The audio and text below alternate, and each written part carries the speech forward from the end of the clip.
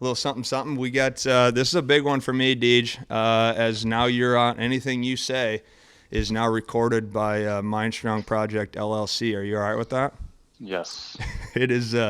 It is fully active. So today is DJ LeMahieu, New York Yankees, is jumping on with us today, which will be really cool. So DJ, we met each other.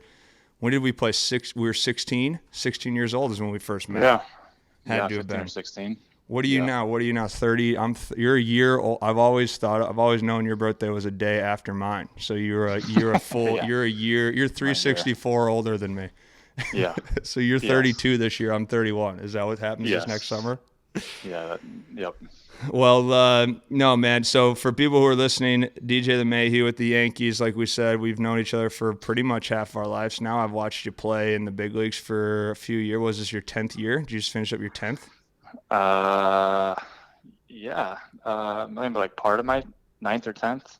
Wow. Yeah. Yeah. Congratulations, man. And I know before we press play, this year was pretty cool as well, which I think will be fun to just sort of talk about and hear about those experiences in the playoffs and some of the different Mm-hmm. atmospheres. Obviously, I think what's cool and what I'm really curious about as a guy now watching your career unfold is you just played on you play at the biggest stage in sports, right? And so it sort of started with Chicago, went to Colorado, and then now in New York.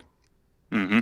So in terms of where you're at now and kind of going through that in the session, I mean, obviously you played at LSU beforehand. You've played in a lot of big games, but let's dive into when we met, when we were boys and when we were playing ball together. You know, you were always a guy who at young ages, you knew you were going to be a ball player.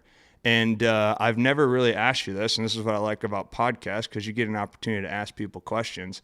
But when you were growing up, and doing the travel circuits in Michigan, what was the early focus levels of what made you dive into baseball being your thing? You know, when was the point where you go, okay, I'm pretty good at this?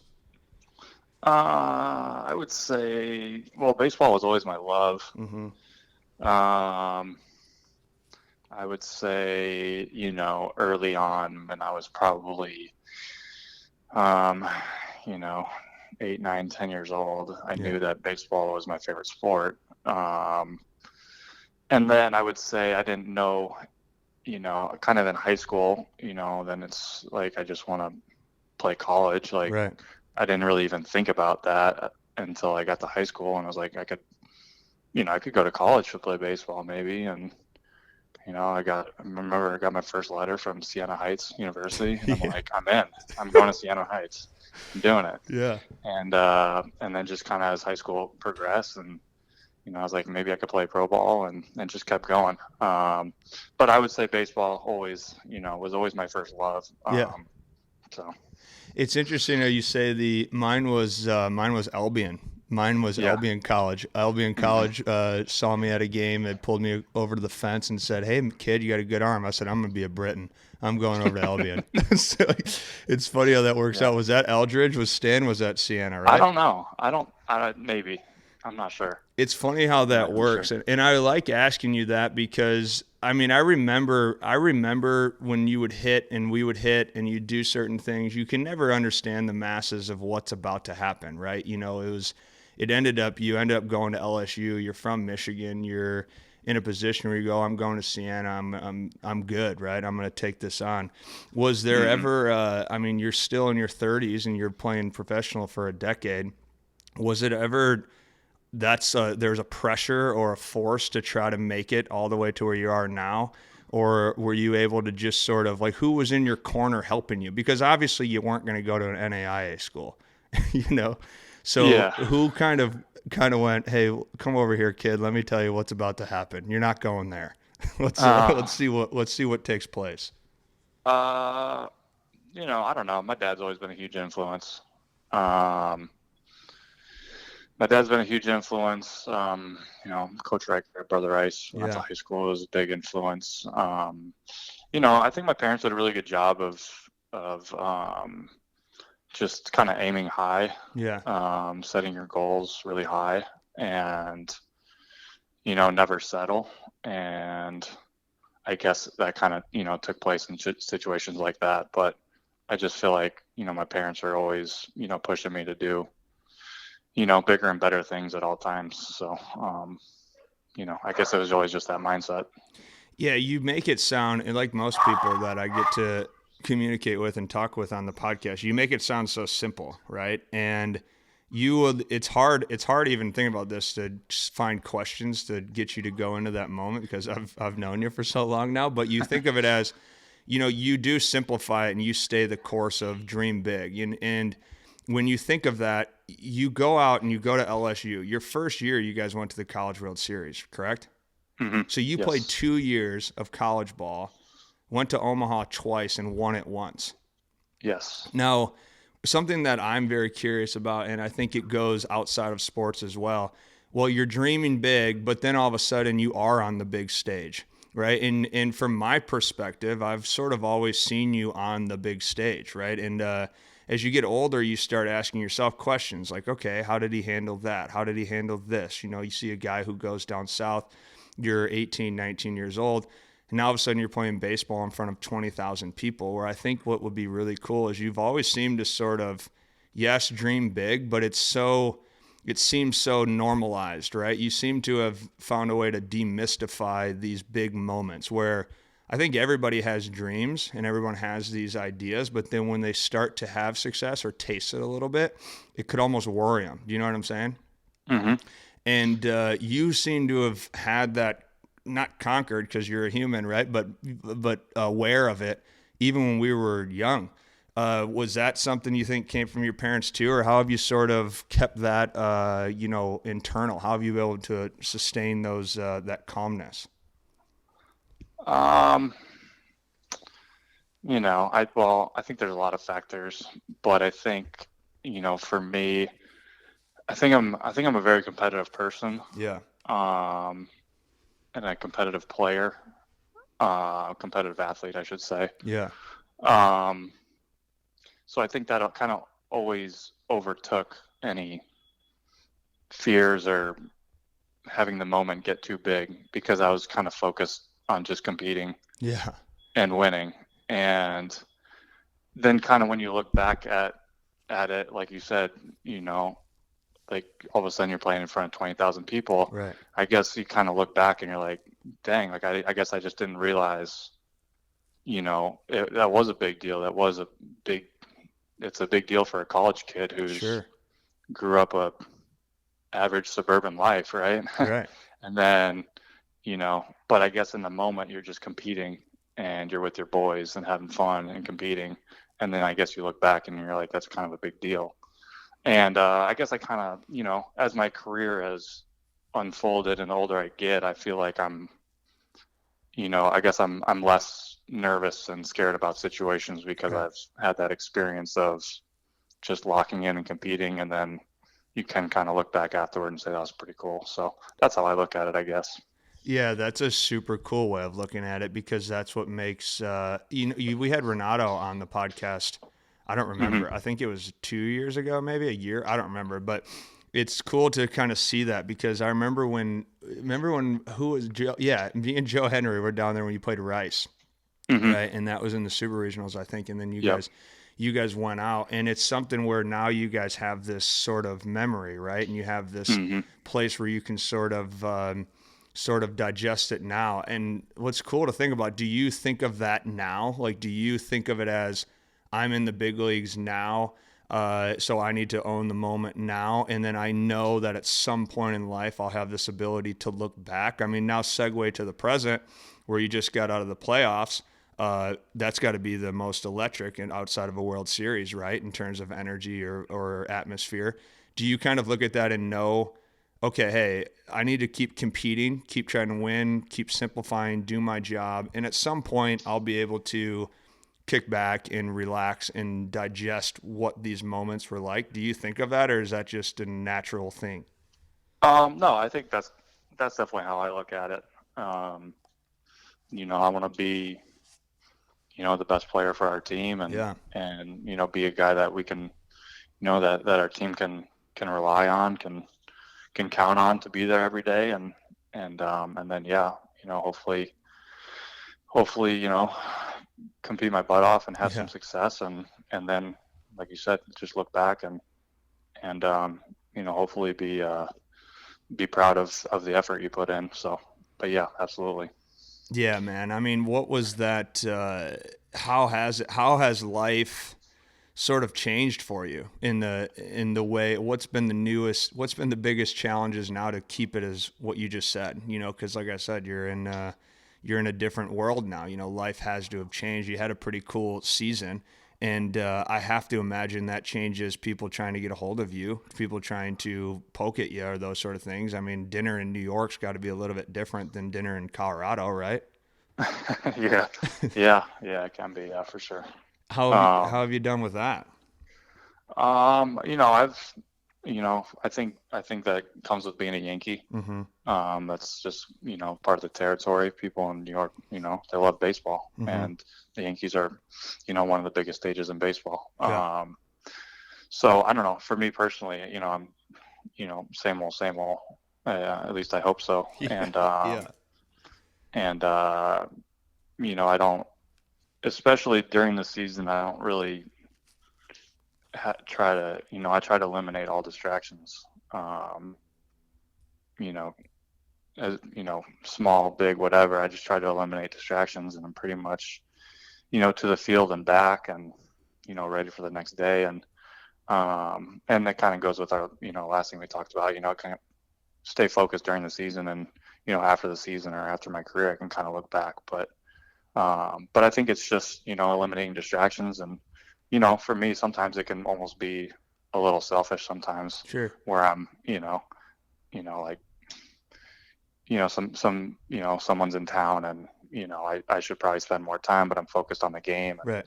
and whatnot. But I think it's just eliminating distractions, staying focused, and having a good balance. Yeah, but that's also, I mean, that's part of your professionalism, right? It's funny. I think of it as whenever I work with athletes now, or because obviously we talk about how to control state, and I've gone through the tackling the mental game of baseball for many years. I was actually just talking to one of the newer, you'll meet her actually, Rachel Balkovec. She just got one of the hitting jobs with the Yankees. An awesome girl, right? She's super powerful, super aggressive, super intelligent, awesome human. And we talk all the time about essentially your job is to hunt when you're in performance. So this would be game. And then outside of that is to recover. So you simplify all the way down to that core, right? And so when I look at, like, when you think of the mental game of baseball, which is huge, right? But it's more of like an energy system is the way that I've learned it for the last couple of years. The only way we'd have to have more conversations is to add more conversation, so you look at it and go, well, yeah, it could be selfish, but at the same time, you're eliminating space of energy, right? If there's people in town, that takes energy, so just having a conversation at night after a game, that's energy instead of resting, instead of recovering. And I mean, it's hard to balance, right? Because it's like, well, you can't get what you want if you don't have some sort of selfish drive, I suppose, right? Right. Yep. And do they tell you guys that at all? Like when you become a Yankee, do they prepare you at all for what's about to happen, or is it kind of sink or swim? I'm sure they do in the minor leagues, Yeah. when you're coming up, and when you're a younger player, kind of being around a little bit longer. I guess it was, obviously when I got there, guys would, kind of prepare you a little bit for the media Right. and stuff like that. But I'd been around for a little bit, I guess. So. Well, yeah, dude, you've been crushing it, and I gotta ask too, because of the part of the selfish. Do you ever feel bad about that, or how do you help yourself stay there? Because what I think would be cool is to know, okay, yeah, I might be a little selfish, or I feel bad about eliminating distractions, but you have to do it, right? So how have you kind of conquered I'm not going to feel bad about this? When I'm in season, it's, I don't, people in my circle and people that are close to me, they know what I'm all about. Yeah. So I don't ever worry about them getting their feelings hurt or anything. So, that close circle and friends, they know how I tick and how I am during the season. So it's not really something I'm, they know I'm locked in. For sure. And so it's really, it's kind of like the extended friends or, people that I know that know, people I know that know people. And, and I don't feel, as bad about that. But obviously, like, I don't want to hurt, I don't want to hurt anyone's feelings but at the same time, I have a job to do, so, and I think people understand that. So. Absolutely. What's it like so take it outside of that and put it inside. What's that like in the clubhouse? How do you have guys who are new? Do you help people, or have you tried to help guys understand that, or what do you do internally? What's the clubhouse vibe of trying to eliminate distraction? I thought our team does a really good job of it. Yeah. In general. I think that's, again, as part of being a Yankee, people expect you to win. So the fans expect us to win. So I think that's a pretty high priority in everyone's list. And otherwise, I don't think they would be a Yankee for too long, honestly. For sure. So, I think that's part of the reason why I fit in so well, is because you have a group of guys kind of with a similar mindset, for sure. That's awesome, dude. And obviously you guys were a ton of fun to watch this year and had a lot of excitement, and that's got to be cool. I'll ask some questions on that, but let's stay on that same topic of even flying into the off season. Since I've known you, you've going back to that hunt and relax analogy. Since I've known you, you do have the ability to, like, you don't crush weights or practice or swings or anything after a season, do you? I don't like right after the season. Yeah. Like you sort of just kick it back. Yeah, like the first month. Yeah, for sure. There's not a whole lot. Like I said, just kind of catching up on life and then kind of slowly get into it and just starting to hit these last couple of weeks. Yeah. So, how do you balance because a lot of guys, like for me, man, I used to struggle with that, right? Because I was a hyper active, distracted, if you will, player. So it was the second that the season was over, I felt like if I wasn't squatting 400 pounds, it was, I wasn't gonna be able to play. And that ultimately became the demise, right? And you look at that, happens to a lot of people, and I think that sometimes it's hard to know your body and yourself. I mean, is there some things that you kind of plug into your awareness to try to understand, okay, hey, I'm okay? And obviously you've done well preparing all these years, but are there some days where you go, okay, I don't need to worry about the way my swing feels, or I don't need to worry about the way my arm feels, just sort of keep going, keep kind of save my path? Yeah, I mean, I think every player is different. I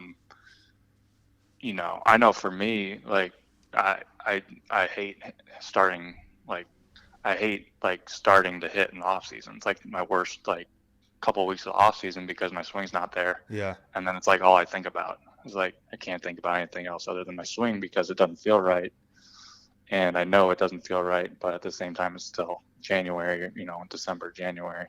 And so I hate that feeling. Just probably like you did coming back, you hate that feeling that you're not at your best. But I think that's, I think that's not a bad thing either, to keep pushing yourself and to stay focused on that kind of stuff. And like I said, every player is different. Some guys hit every day in the off season. Some guys hit February 17 when spring training starts. It's just right. I think everybody's a little different with that, especially hitting.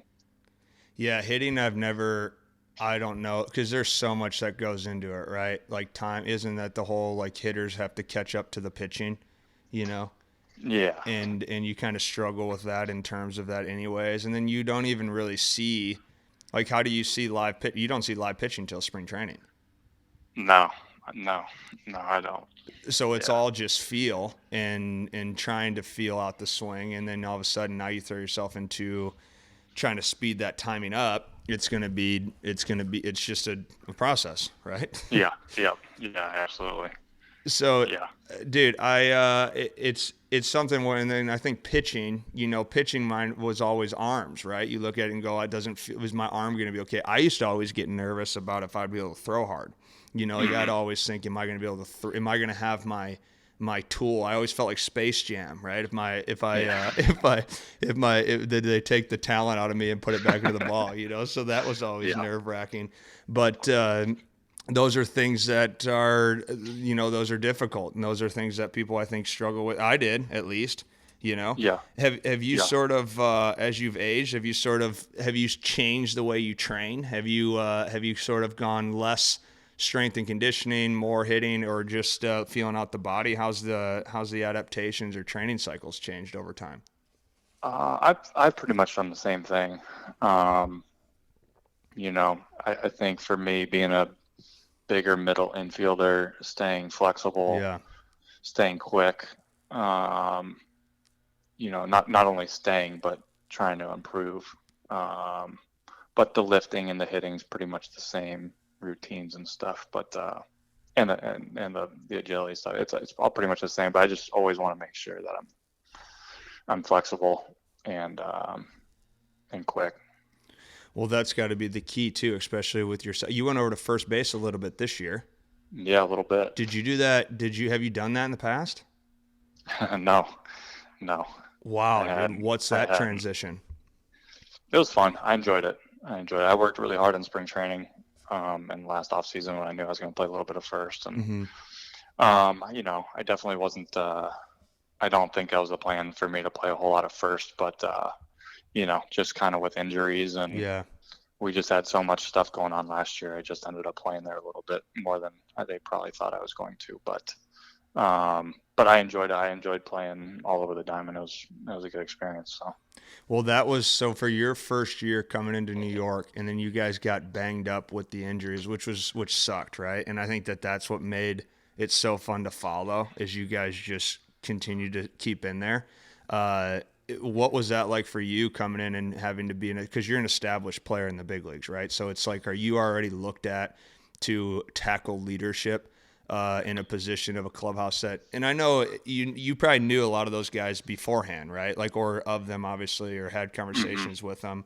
Is there like a need or a desire that you have to grab a hold of a leadership quality, especially in those sort of hard days, I suppose? I would say we, you know, coming into the Yankees, going into that situation last year, I realized pretty quick there was pretty good leadership on that team already. You know, 2, 3, 4 guys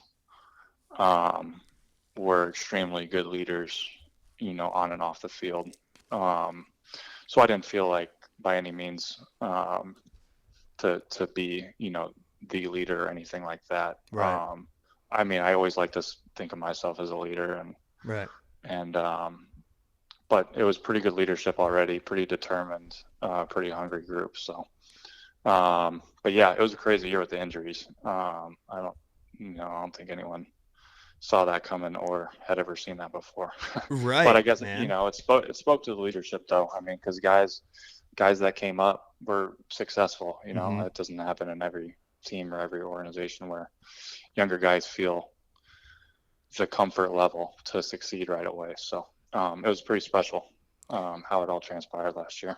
Absolutely, man. What was just for letting the guard down of talking about playoff baseball, here's your buddy that, you know, would just used to go fishing with you and just try to catch the bass in the pond. You know, let's talk about let's talk about how cool is that playing in the playoffs. Obviously it was a crazy ride, but I mean, take me through that, man, because that had to have just from like the part now where you've had a few months, we made it through the holidays, you're digesting some part of it.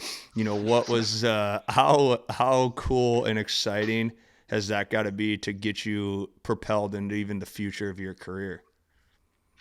Yeah, I mean, the playoffs were just extremely exciting. You know, like I said earlier, just playing with your boys, having fun on the biggest stage. It was, you know, those games are intense. Oh, they're not easy games to win. A lot of pressure, but again, kind of like looking back on it and and digesting it a bit. Just a lot of fun, and can't wait to be back. So For sure, it's pretty cool feeling. Oh, I can't imagine. I mean, it's the funnest time to watch, right? For anybody. I got to imagine even when you guys are watching or feeling the energy across the whole league, it's got to be insane, right? So Definitely.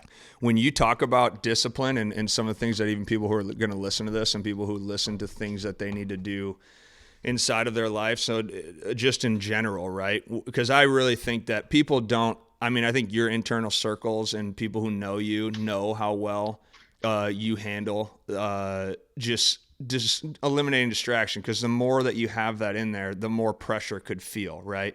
You could very easily, as anybody in sports or in business or whatever, let a playoff type vibe crumble you. Like you could let a future interview for a job crumble you, like the pressure of the weeks or whatever.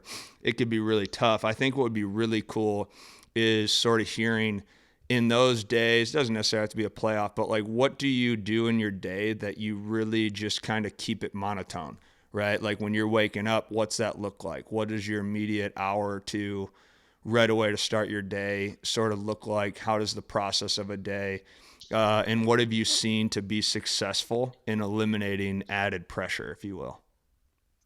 I mean, my days are, before a game are pretty. I'm pretty simple. I mean, there's nothing special. I mean, I go get coffee. If we're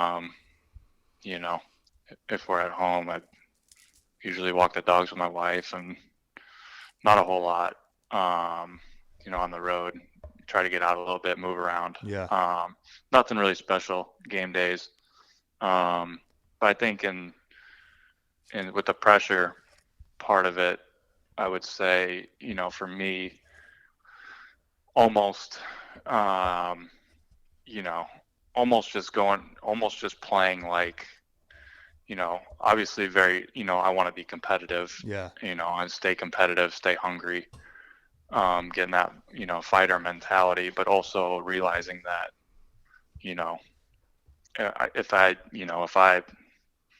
if I mess up, like I mess up, but I'm going to do it going 100%, fully focused on what I need to do. And if I screw up, I screw up. I think that fear of messing up on a big stage can sort of outweigh your competitiveness and wanting to go get it sometimes. At least for me. Yeah. And I think that's probably similar with a lot of players or people, but I think just kind of going into it, accepting that if something happens, where you screw it up or whatever, like it's all right, because I'm going to going at it this 100%, and I'm going to stay locked in on winning this game. So, well, keep going deeper into that if you can, because it's so powerful. It's so simple yet so powerful, because to do that, you've got to feel good about yourself, right? Like you got to know that I'm just all in here.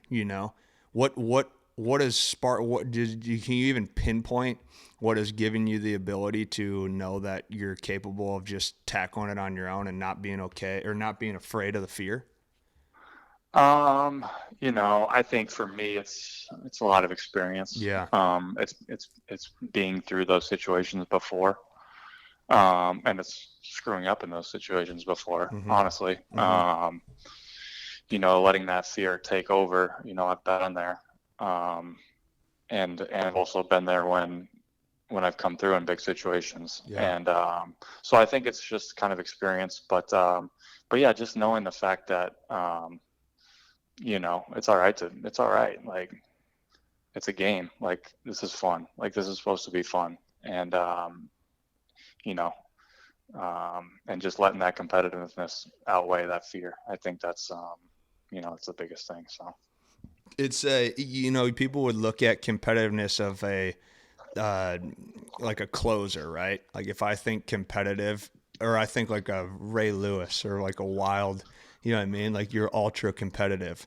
It's weird how it's more of a like a focus clarity, like you kind of know what you want. And so when you kind of speak, I think the big picture would be easy, but what has and just from your whole career, if we think about it, what has always driven you to want to be so good at baseball? Um, I think a few factors. Mm-hmm. But I'd say most of all, I love playing baseball, Yeah. and I really just want to play baseball as long as I can. Mm-hmm. And while I'm playing, I want to be as good as I can be. So, I just think the love for the game. There's obviously other factors involved, but I think for me, that's the biggest thing that I can, show up to a workout on January, 8th when it's 20 degrees outside and be ready to go. It's because I love baseball and I love, working out for it. So, so I would say that is probably the biggest. I wonder how, because you've been playing for so long, right? So it's something where obviously, yeah, it changes, but so the game feel of it still feels like that to you, huh? Yeah, absolutely. Yeah. And that's got to be so cool, right? I wonder how many guys have trouble with that. Is that something? Because I see a lot of guys who, at the end of their careers or even in the middle of it, it's like too much. It's no longer fun, and that's when you start to see things decrease, right? And I think that could happen from all sorts of situations, right? Just think about how many people who you're boys with, who whatever, trades, release, injuries, anything like that. And then the pressure of having to come back and play, it doesn't sustain you, Mm-hmm. Yeah, absolutely. No, I mean, I'm fortunate too, like Mm-hmm. I haven't had any, I haven't had any major injuries. Right. I've had my health, and, life is good around me. The circle that, the people I hang out with and talk to you know, are doing great. Like, I love baseball. It's, everything's going well, and it's not always easy that easy for people as well. So For sure. What outside of it? What outside of the game is what keeps you going outside? What are some of the things that you're still doing that sort of gives you that balance? like baseball wise, or just No, just outside leaving. of baseball? Yeah, yeah. Um, I don't know. I don't know. I have no idea. I love it, man. I I don't freaking know. love talking. I'm I love I'm not listening sure. I love listening to the answers of it, because it's just what makes me so curious, and I'm just like I'm poking, right? I'm just sort of poking, and it's been even whenever I get a chance to see you every now and then. I've seen you throughout the years, right? Oh yeah. I remember seeing you. Where were we at? Didn't you live in Atlanta for a year? Yeah. Yeah, I remember seeing you in Atlanta and having a night with you and Jordan, and I can't remember if someone was with me or not. I feel like someone else was with me, but I remember just shooting or like just BSing with you, and it's always been so fun to just kind of mess around. Like the one night we were in Minnesota, and Yeah. you, me, Dave, and Blackman and it's always been so. One of the things that if I let the guard down, that has always been so curious, where I'm like, gosh darn it, DJ did it again.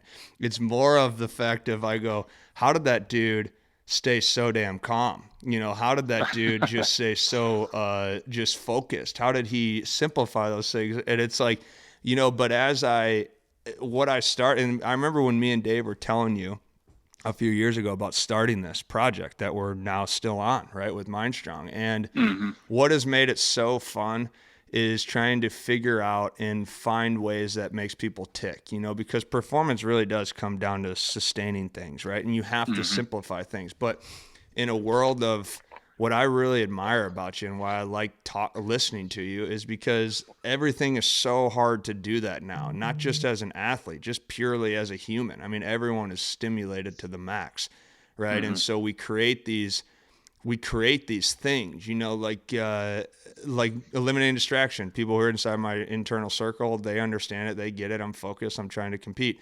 and but to most people, that's like such a head scratcher. That's like a loud fu to most of the world, who's trying Yeah. to do that.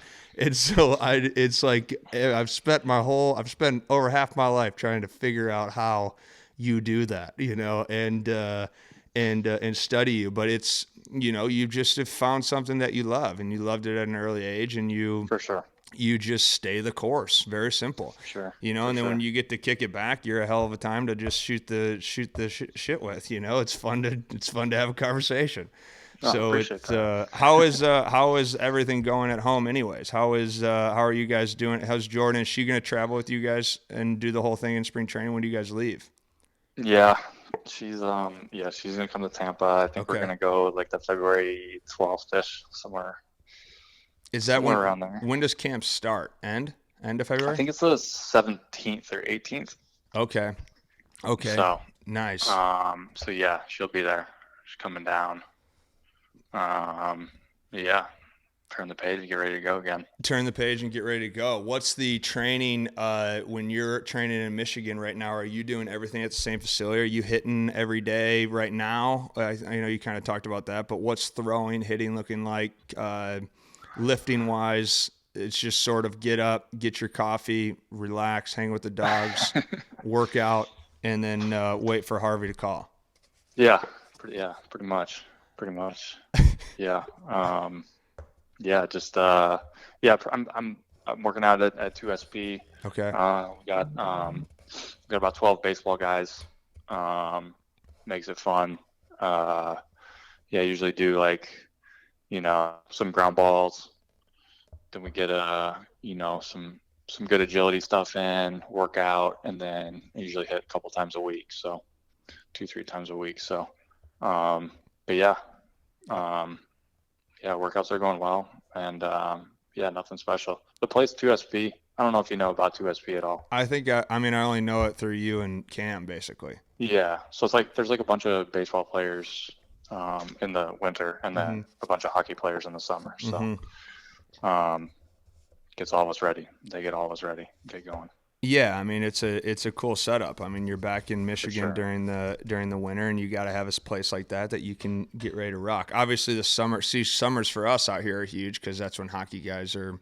Yeah. We have Minnesota's like the hockey capital, Oh yeah. And I know you're big into the hockey as well. So it's that's kind of what we get our guys here. And so as we kind of segue here, I always like asking people, and we've done this a lot with all the guests. We usually run them through the series, the Diamond Series, if you will, but something that I think would be cool for you to use as a reflection and then kind of just answer off the question. But when you think about yourself and as a family man, a friend, an athlete, just a good human, when you look at that, and we always ask people, it's never a solid answer because it's going to always evolve. But when you think about your purpose, right? So what is my purpose in terms of identity, service to others, or what I'm willing to struggle for?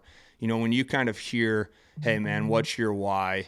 Besides, or it could just be the love of the game. When you wake up and you're having those walks and you're thinking, what is the thing that keeps you going? What makes you want to keep improving like this day in, day out?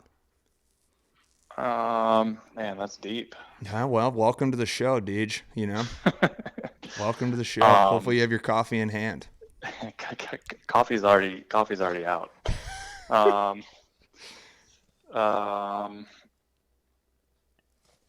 would say,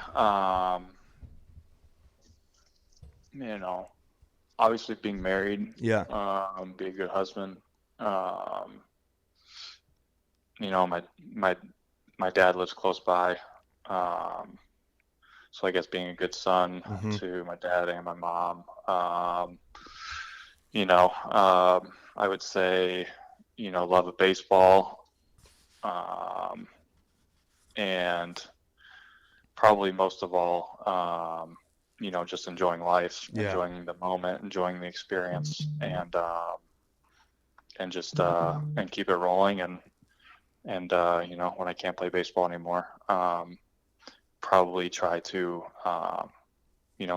be better, and probably be a better friend, better husband, better son. So, I guess always evolving, but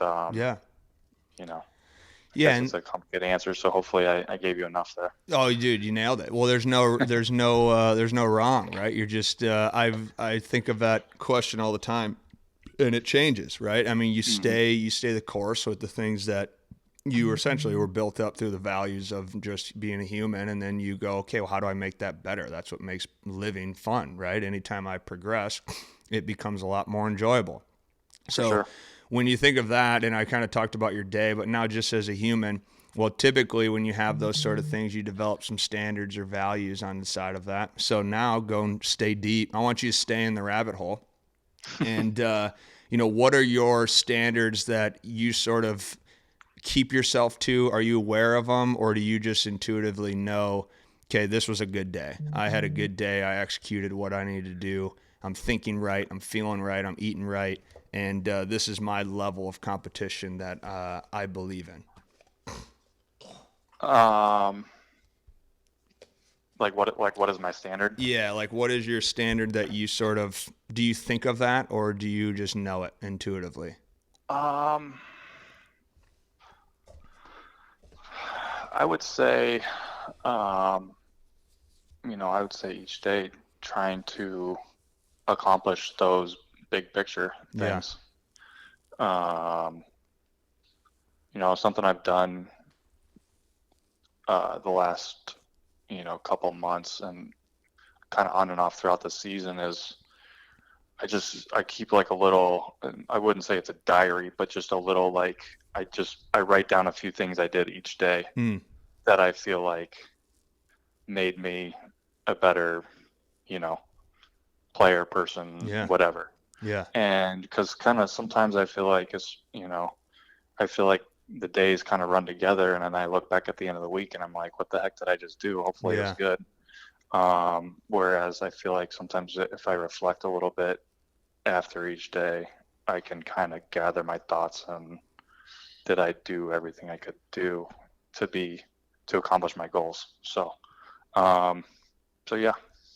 Well, no, I think that's nails. I always try to tell people to use a journal because it's hard to sort of know where you've been or where you're going if you haven't tracked it, right? If you haven't, because what would you read at the end of the week that you decide, okay, I need to adjust here. If you don't get that stuff out on paper or those sort of things, you don't do it. And Right. so here's keep your floaties on, Deej, and tread water here as I take you around to the end. But this is the best Is this one. third base or home? This is third base. You start at home. All right. So we'll let you go home after this. So you think of it as, moving forward, and obviously as a friend of yours and someone who admires the way you play the game, I hope the best, right? And hopefully you guys finish the deal and a couple more, right? And you guys keep doing what you're doing as an individual, as a team. But when you think about your life as a whole and that evolution moving forward, what is the thing that you have in front of you that excites you? Like what's the vision of your career? If we could start with the end here, and you could be at the end, and you and I are back at the we're fishing and we're talking, and I look at you, we probably wouldn't have been saying each other for a little while. I'd put down the water and say, hey man, did it go as planned? So what is the future vision of what's the thing that kind of keeps you moving? What's the thing that you see in your brain that gets you all excited and hyped up? I would say, baseball wise, obviously continuing to keep playing at a high level. Yeah. Winning a World Series would obviously be the pinnacle. But I know if I lay it all out there and it doesn't happen, it doesn't happen. But Right. I think that would be the pinnacle. And obviously, trying to balance life as best I can while staying focused. I think that would be huge for me. And, like right now, my mindset is to play as long as I can. Yeah. But you never know where life takes you either. So, I guess that's just a few thoughts, and hopefully it can, once baseball's over, then I can turn the page a little bit whenever that is, and either be, successful in another, area, or, be able to give back to baseball or to something else. And, you know, because I feel like my career is a lot of people helping me, a lot of people going above and beyond to help me. So hopefully I can return that favor. And so I guess that would just be a few things to look back on and hopefully fish and be proud of with Harvey. Oh, dude, great answer, man. It's beautiful. It's beautiful. No, it's cool, man. I mean, I think that what was special for me, first of all, as always, dude, it's cool just catching up and talking to you, man. I know as we kind of get older, it's hard to stay in touch, right? So it's cool I think it's cool that we've even stayed in touch, you know, like we've just, you know, that you don't get to do that with many people in your life, right? So it's cool I mean, we've known each other for a long time, right? And to watch what you've done it's super cool. But what I like about recording this and for people who will hear it, you know, you see yourself in New York Yankee Stadium and you see you playing, and it's crazy because people think chaos, right? Like, in what I've always loved about just watching you and studying you and then getting a chance when we'd hang out or talk is you just have done a phenomenal job of demystifying things and being a human.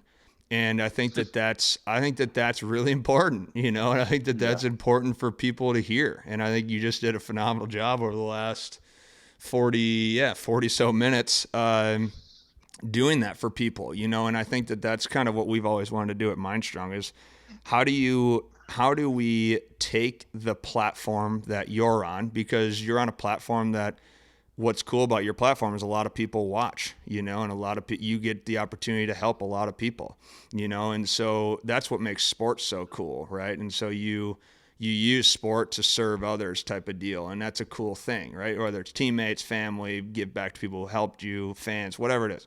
And I just think that's what's really cool, and I hope people take a lot out of the things that you've said, and you've had a lot of golden nuggets in this, but that is who you are, that's who you've been. You've just been a guy who's demystified moments, and you've humanized things, and I think that's really valuable because, you know, a lot of people are trying to do what they love and do it for a really long time. And the best way to do that is to just do what you love and go all at it and know that you're just a human trying to figure things out. And if it doesn't go your way, stay in your inner circle, make sure you're fishing. I'll go with the theme of make sure you're fishing. Absolutely.